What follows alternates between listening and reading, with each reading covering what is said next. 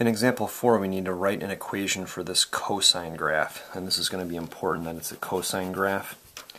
So let's take a look and see if we can develop some meaning for this. You might think you could use a reflection, and that would be true. Actually, you could do that, but let's try to do this with just a phase shift.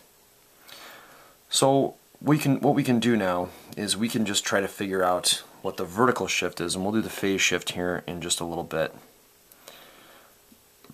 To figure out what that shift is, I like to draw my bottom line, and I like to draw my top line, and then I like to figure out the midline, which is halfway in between. So this midline here will be right at, it looks like, -1. So we know that the vertical shift is down 1. We could even write that here.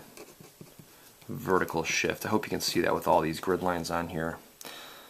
Alright, so we've got the vertical shift. Let's see if we can figure out by how much we need to shift this cosine curve. So let's start off with a normal cosine curve. Y is equal to the cosine of theta with this shift down 1. We know that it's going to start up first. At pi over 2 it's going to meet the midline. At pi it'll come down. 3 pi over 2 it'll come back up to hit the midline, and 2 pi it needs to end where it started, and this whole thing is going to repeat. So let's see if we can draw this interesting shaped graph here. Just go slow and try to do the best you can. I hit a little bit of a bump there. Make it nice and curved. Make it go through your points there. Okay. So now we need to take each one of these points and we need to shift, try to use a different color here for you. We need to shift each one of these points right by this amount. And if we took each one of these points and shifted it right, we would wind up on the graph that we want.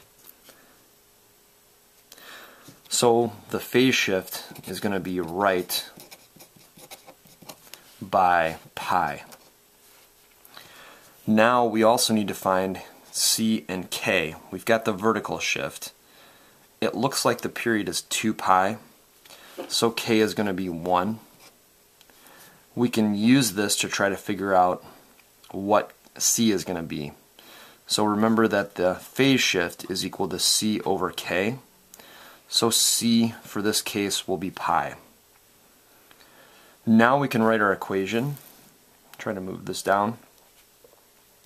And our equation is going to be y is equal to the cosine. K is 1, so we can just write theta, and you can also write x here. This is the x-axis or the theta axis. You just need to understand that it's an angle. And then we're going to write, we needed to go right by pi. So we need to write the opposite sign there. And then we need to do the vertical shift of down 1. Nice thing to do is check this either in your graphing calculator or use an online calculator, and you're going to wind up with this curve here in black.